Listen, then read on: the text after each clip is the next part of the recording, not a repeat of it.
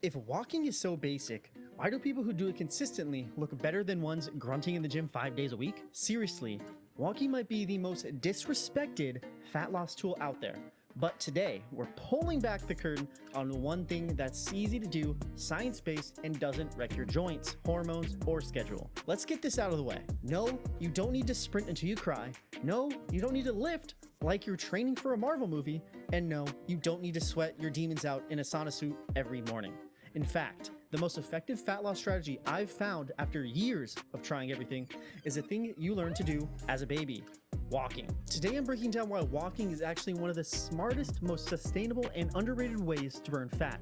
We're talking about real science, real strategy, and none of that just move more fluff. If you've ever felt burnt out, overwhelmed, or like the gym just isn't your vibe, this is the video that's going to change the way you look at fat loss forever. For years, the fitness world has been screaming one thing at us like a drill sergeant on a caffeine bender: go harder, go faster, push through it, feel the burn. We've been convinced that if you're not a sweaty, breathless mess who looks like they just fell into a swimming pool, you're not making progress. This has led us to a worldwide obsession with high-intensity interval training, or HIIT. And look, HIIT has its benefits, don't get me wrong. It can incinerate calories in a short amount of time, but it comes with some serious downsides that the overly enthusiastic instructors never seem to mention. First off, there's burnout. High-intensity workouts are incredibly demanding on your body and your nervous system.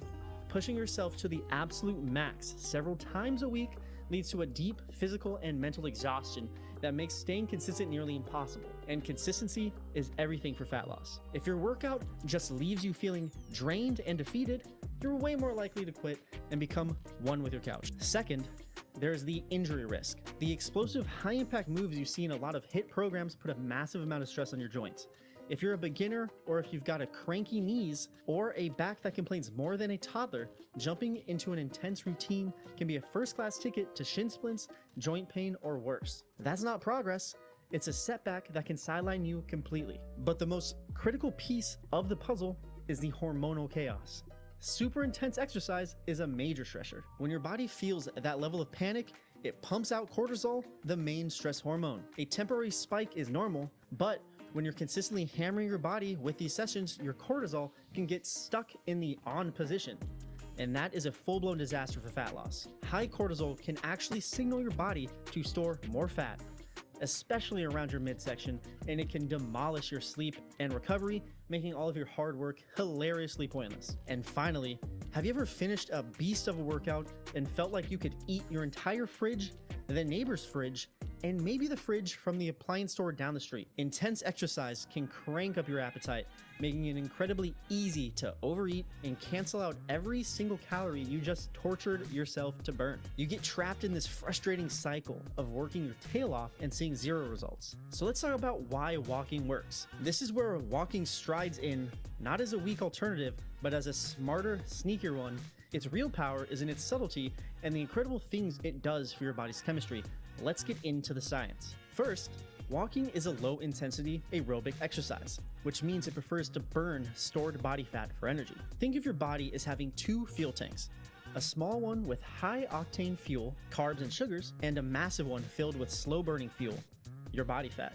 HIIT needs a ton of energy, like right now, so it drains the tiny carb tank. A brisk walk, however, calmly taps directly into that huge reserve of stored fat. While you might burn fewer calories per minute than an all-out sprint, a much higher percentage of those calories comes straight from the fat you're actually trying to get rid of. The hormonal advantage of walking is probably its biggest win.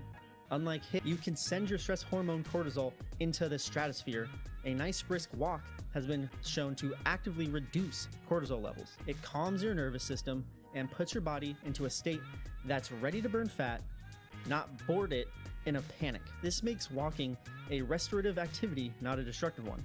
It helps you recover from all the other stresses in your life instead of just adding more to the pile. Walking also does wonders for your metabolism and appetite. It helps you hold on to lean muscle, which is crucial when you're losing weight. Muscle is your body's metabolic furnace. The more you have, the more calories you burn just sitting around judging people. Keeping that muscle is the key to preventing your metabolism from slowing down, which makes it easier to keep the weight off for good. And remember that ravenous hunger after a HIIT class? studies show that a brisk walk doesn't really spike your appetite. Some research has even found that it can help regulate hunger hormones, making it almost effortless to stick to your nutrition plan.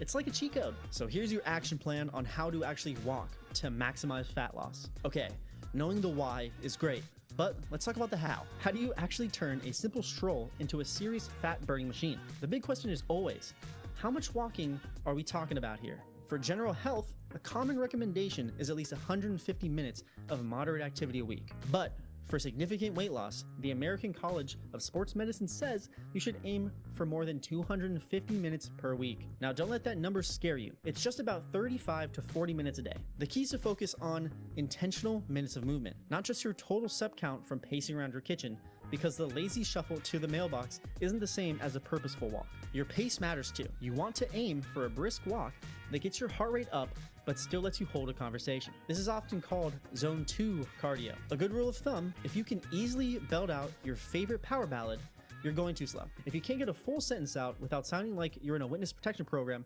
you're pushing too hard. Now, if you want to kick things up a notch, use your environment. Walking on an incline, whether it's on a treadmill or just up that one ridiculously steep hill in your neighborhood, is one of the best ways to burn more calories and work your muscles out without the high impact stress of running.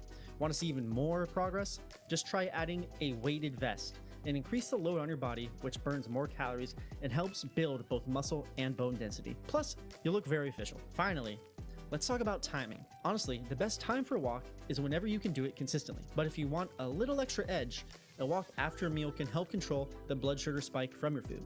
A walk first thing in the morning on an empty stomach might also tap into the fat stores a little bit more. But what truly matters most is your overall daily activity. Don't let perfect be the enemy of good. So let's put it head to head.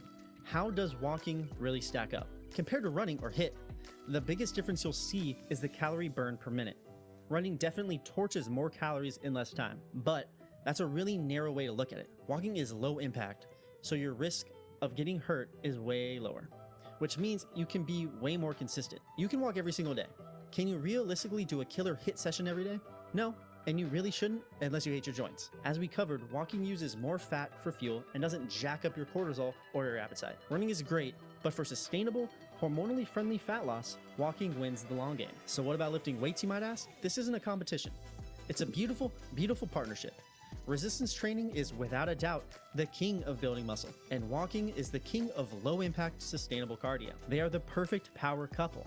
Lifting builds your metabolism, the muscle that burns calories while you sleep, and walking is the activity that taps into your fat stores for the fuel. The dream fat loss plan combines the muscle-building power of strength training with the fat-burning, stress-reducing magic of a consistent walking routine. The best thing about walking is how ridiculously simple it is.